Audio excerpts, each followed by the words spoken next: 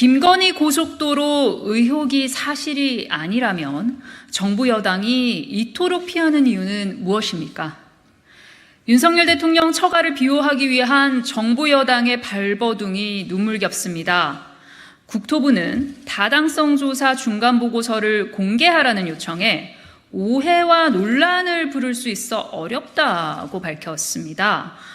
보고서를 공개해 사실관계를 확인하자는 것이 왜 오해와 논란을 초래합니까? 혹시 김건희 여사 일가에게 불리한 내용이라도 담긴 것입니까? 국토부가 떳떳하다면 공개하면 될 일입니다. 원희룡 장관과 국토부가 아무리 마땅한 해명거리를 찾아 산만리를 해도 진실을 숨길 수는 없습니다. 대체 언제까지 부끄러운 말바꾸기를 계속하며 국민을 우롱하려 합니까? 서울 양평고속도로의 종점이 왜 김건희 일가의 땅 근처로 바뀐 것입니까? 도대체 누가 바꾼 것입니까? 이 단순한 질문에 국토부는 의혹을 반박할 근거도 뾰족한 해답도 내놓지 못하고 있습니다.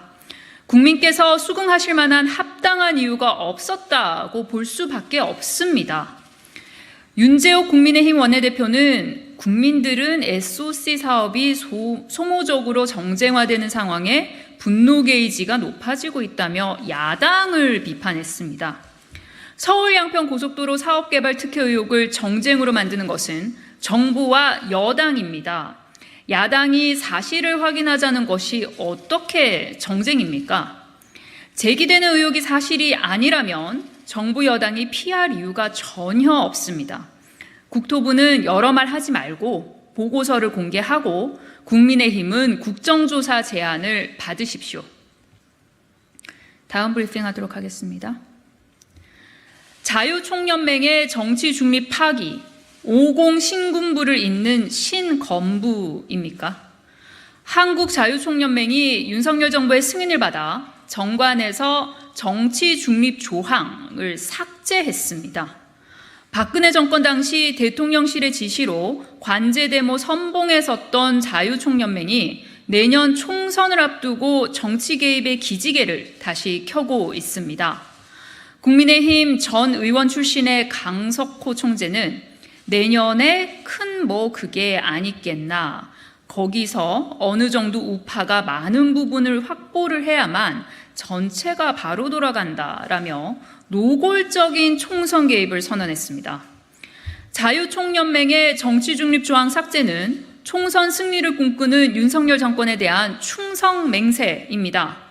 윤석열 정권을 지키는 것이 자유총연맹이 말하는 자유민주주의 수호입니까?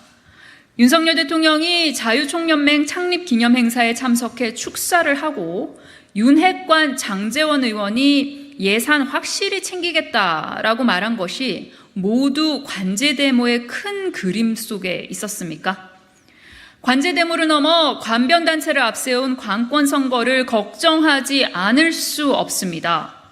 자유총연맹은 국민 혈세로 45억씩 보조금을 받고 있습니다. 윤 대통령이 말한 말도 안 되는 정치 보조금을 받는 세력의 실체가 바로 자유총연맹입니다. 국민의 권리인 집회 시위의 자유는 짓밟고 관제 데모를 지원하는 것이 윤석열식 자유민주주의입니까? 윤석열 대통령은 50 신군부를 쫓아 이 시대의 신건부를 꿈꾸고 있습니까?